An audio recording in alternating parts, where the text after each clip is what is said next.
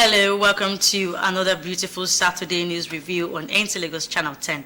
I am Oluwabukola Akonde. Hello, welcome to another beautiful Saturday news review on NTA Lagos Channel 10. I am Oluwabukola Akonde. On our bulletin tonight, President Bola Ahmed Tinubu has cancelled all his official events in Lagos today, including his attendance at the 2024 Lagos Boats Regatta in honor of the stampede victims in Abuja and Okija, Anambra State. The two tragedies claimed many lives and left many others injured. President Tinubu was scheduled to watch the boat parade and other activities of the boat regatta from the waterfront of his Queen's Drive residence in Ikoyi. In a statement by the Presidential Advisor on Information and Strategy, Bayo Onanuga, dignitaries including top officials of the Lagos State government and white-cap chiefs from the state were already seated when the President cancelled his appearance following briefing of the strategies. Commiserating with the victims of the unfortunate incident in Anambra and the Federal Capital Territory, President Tinubu urged states and relevant authorities to enforce strict crowd control measures immediately. He notes that it was very disturbing that the event at the Holy Trinity Catholic in Maitama, Abuja, and the community center in Okija, Anambra State bore a distressing resemblance to the recent incident in Ibadan, Oyo State. He said, local and state authorities should no longer tolerate operational lapses by organizations and corporate bodies involved in charitable and humanitarian activities. While praying for the peaceful repose of innocent Nigerians who died in the stampede, President Tinubu wished a quick recovery to the injured. He reiterated that these mishaps are avoidable if event planners adhere to necessary safeguards and protocols to ensure pre- and post-event safety. President Tinubu said in a season of joy and celebrations, Nigerians grieved with fellow citizens mourning the painful losses of their loved ones. The President wished the Lagos State government organizers of the boat regatta themed Our Water, Our Heritage, Our Life, a successful and itch-free festival. Meanwhile, the Nigerian Police Force has expressed deep concern over the uncoordinated distribution of palliatives and the relief items across the country, especially during this festive period. Force Public Relations Officer Olumuyiwa Adejobi at a press briefing in Abuja says the concern is coming in the wake of tragic incidents in Oyo, FCT and Anambra State, where stampedes during the distributions and public events claimed several lives, leaving many others injured. The IGP emphasized the dangers posed to public safety during these unorganized distributions and funfairs set up by groups, individuals, and non-governmental organizations, including the potential for stampedes and other incidents that could endanger lives. The lack of a well-defined plan for distributing palliatives has resulted in chaos, leading to long lines and unnecessary confrontations among citizens seeking assistance. Meanwhile, the Inspector General of Police, Kayode Egbetokun, has called on government officials, community leaders, and NGOs to collaborate in creating a comprehensive framework for distribution of palliatives to prevent further loss of life. The IGP also emphasized the need for security agencies to be involved in managing such events to ensure public safety. The IGP further assures that the force remains committed to supporting efforts that promotes a safer and more organized environment for the aid distribution, assuring the public of thorough investigation into this tragic incident. To wrap up for the news of the day, the ongoing Lagos-Calabar Coastal Road is one of the 4 legacy projects of President Bola Ahmed Tinubu that places the interests of the country above any personal interests. Minister of Works, Senator David Umahi, disclosed this while on the inspection of the coastal road with other top officials of the ministry. Bolaji Akim reports. The Lagos-Calabar Coastal Road is aimed at connecting Nigeria's southern coastal line, stretching 700 kilometers. While inspecting the project, Minister of Works, Senator David Umahi, expressed satisfaction with the commitment and professionalism displayed by the contractor handling the project. He said, contrary to speculations, the permanent structure of landmark property was not affected by the road. At the diaspora land, Senator Umahi took time to explain the reason behind the rerouting of kilometer 13 and 16 in Okunwaja axis. Where you have the True Africa cables, you also have the MTN cables, and now coming from the ocean. And people darken council with her knowledge. We did meetings with MTN, True Africa for more than 1 month. We did meetings with them. We x-rayed the route and they x-rayed their cables, and we saw the infringement, that we would cause going by the coastline. Was there any initial fear here? No.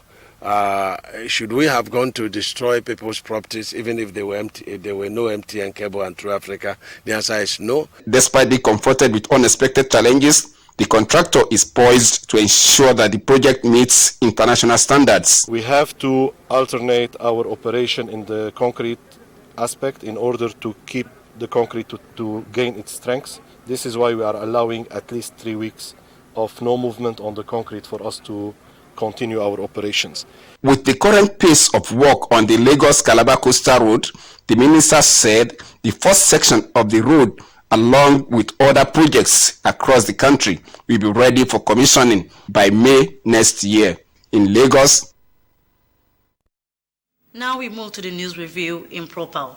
President Bola Ahmed Tinubu has reiterated federal government's resolve to remain on the critical path of the journey to strengthening the economy of Nigeria with an ambitious budget proposal of 47.90 trillion naira for the 2025 fiscal year. While presenting the budget before the joint session of the National Assembly, the president says the number depicts a bold and exciting story of government direction to retool and revamp Nigeria's socio-economic fabrics. National Assembly correspondent Lami Ali reports. The House unanimously consented to a motion moved by the House leader and seconded by the minority leader to admit President Tinubu into the chamber to lay the 2025 appropriation bill on Wednesday. This is pursuant to Order 6, Rule 4 of the Standing Orders of the House of Representatives. Mr. President will be coming to the chamber tomorrow for the presentation of the 2025 budget, and in view of that, it's my pleasure to announce the admittance into the chamber the President, Commander-in-Chief of the Armed Forces of the Federal Republic of Nigeria, the Vice President, the President of the Senate, Senators of the Federal Republic of Nigeria, ministers, government officials, and other dignitaries to receive an address from the President on the 2025 budget estimate.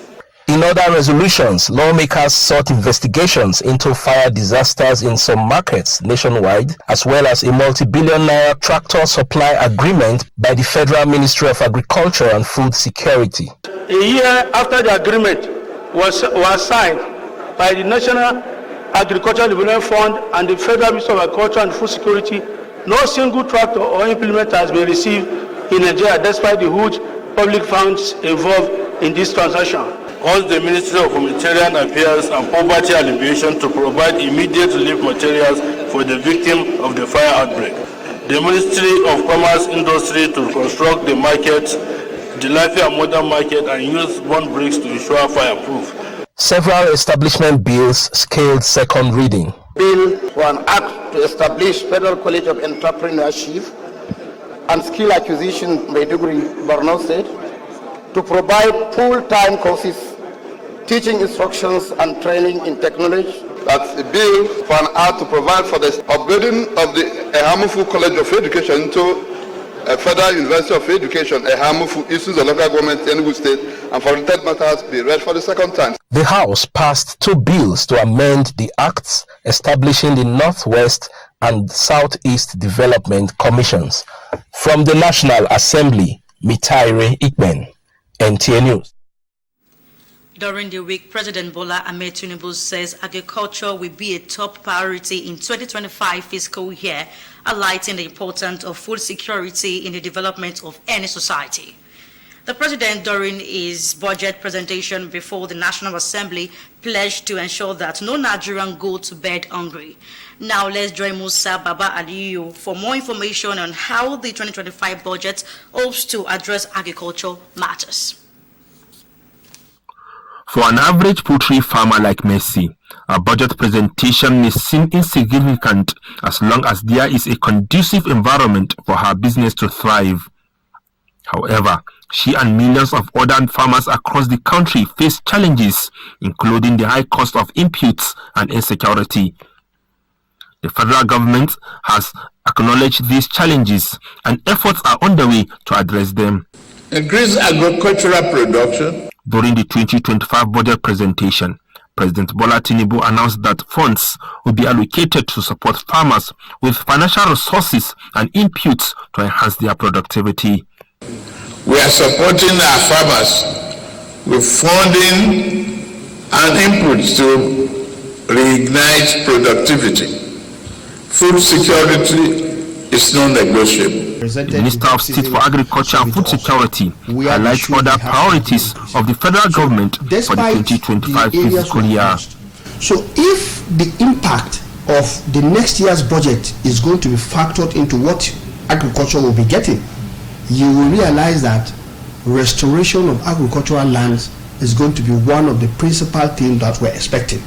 And to that extent, we are also preparing to ensure that farmers who will be going back to till these lands are being supported through various programs.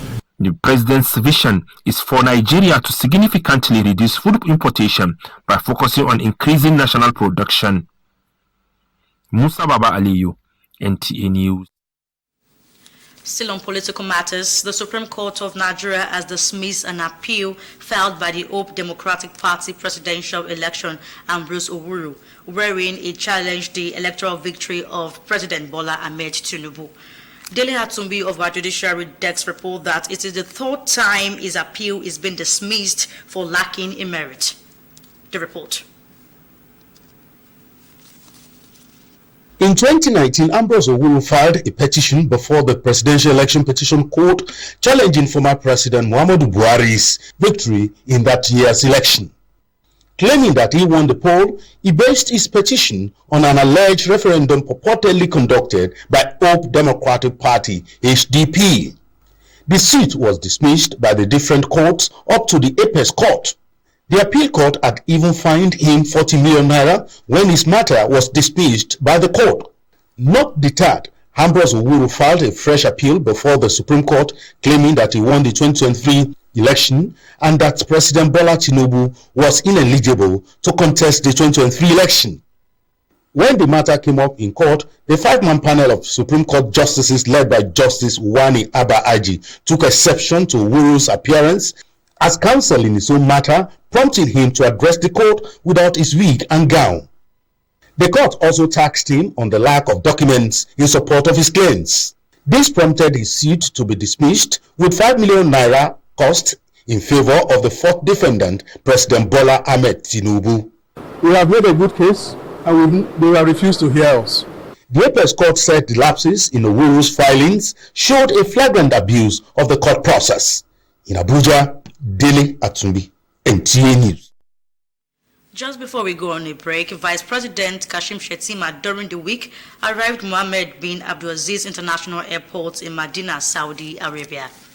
The Vice President was received on arrival by the Deputy Governor of Medina, Abdul Mohsen bin Nayef bin Ahmed, and Consul General of Jeddah, Ambassador Muazzam Nayaya, and other diplomatic officials in Nigerian Embassy in Saudi Arabia. Shetima was in Medina for visitation to the Holy Mosque of the Prophet Muhammad, peace be unto him, and other holy sites, and the Vice President also proceeded to Mecca, where he performed his lesser Hajj in the holy city, Mecca. You are live on Aintel Lagos Channel 10. Now let's take a quick break. After the short timeouts, the news continues. Please stay tuned. What we're basically doing today is to search for the tastiest biscuits ever on the playground. Are you guys ready? Yeah! The search starts in 3, 2, 1, let's go!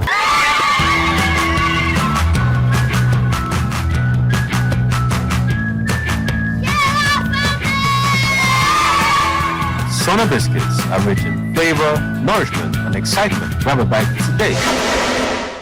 On behalf of the entire congregation of the Lord's Chosen Charismatic Revival Movement worldwide, we hereby warmly extend our invitation to you and all the members of your family to our annual 4 days miracle, healing, and Holy Ghost power-packed life-changing crusade titled, What God Has Determined Shall Be Done. Date, Thursday 2nd, Friday 3rd, Saturday 4th, and Sunday 5th January 2025. Venue, Chosen International Secondary School along Onitsha-Owerri Expressway by Okuta Junction, Imbidi, Imo State, Nigeria. Time, 8 a.m. daily. Ministering the Anointed Servant of God, Pastor Lazarus Walker, Founder and General Overseer of the Lord's Chosen Charismatic Revival Movement worldwide. Your breakthrough awaits you. Come and claim it. Jesus is Lord.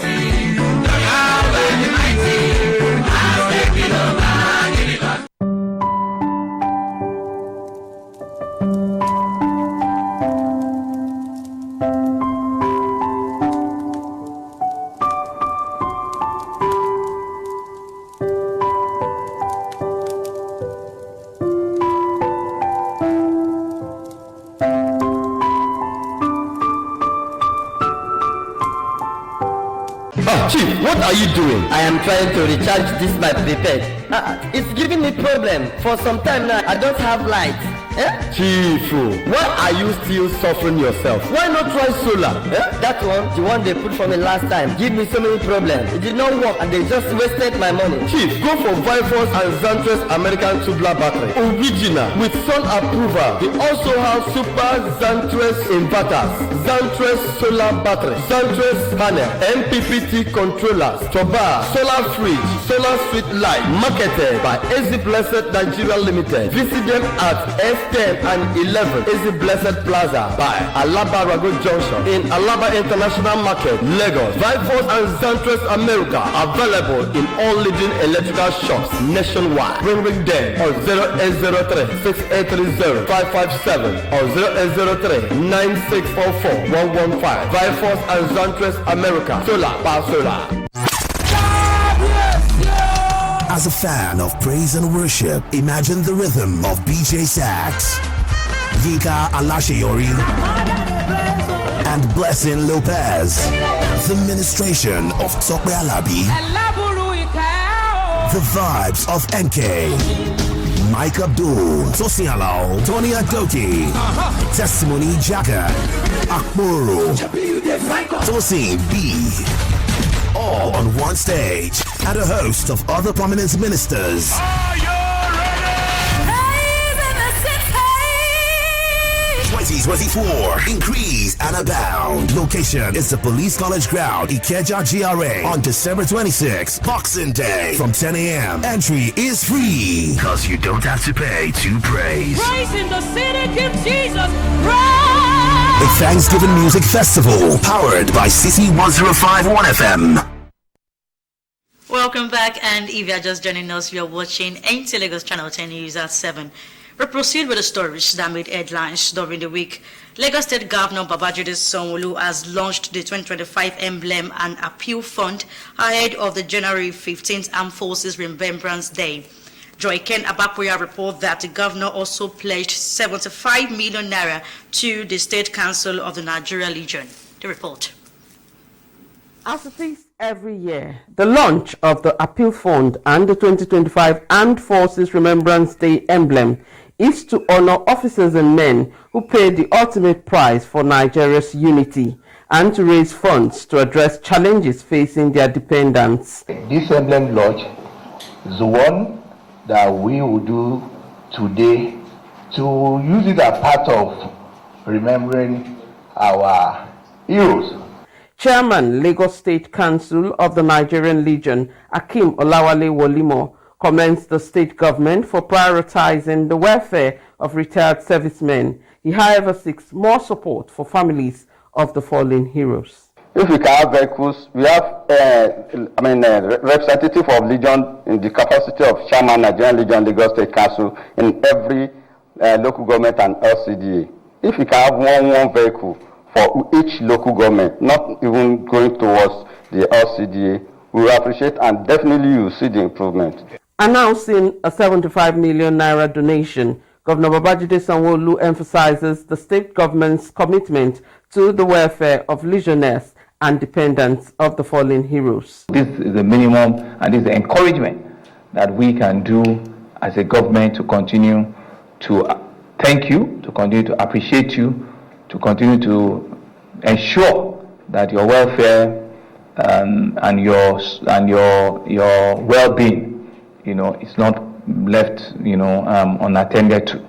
Governor Babajide Sanwo-Olu, Deputy Governor Dr. Bafemi Hamzat, some members of the State Executive Council and heads of security agencies in the state were decorated with the 2025 Armed Forces Remembrance Day emblem.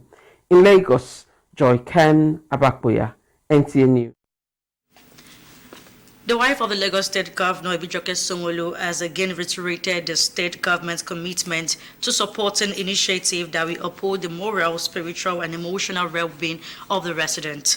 She stated this at the service of dedication for 2024 pilgrimage exercises. Again, Joy Ken Abakboya report. Aimed at dedicating to God the Christian pilgrims who will be airlifted to Jordan by Sunday for this year's pilgrimage. The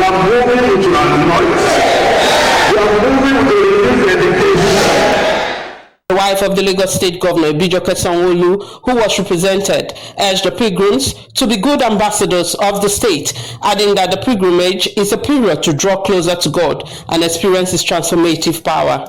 This pilgrimage is far more than a trip.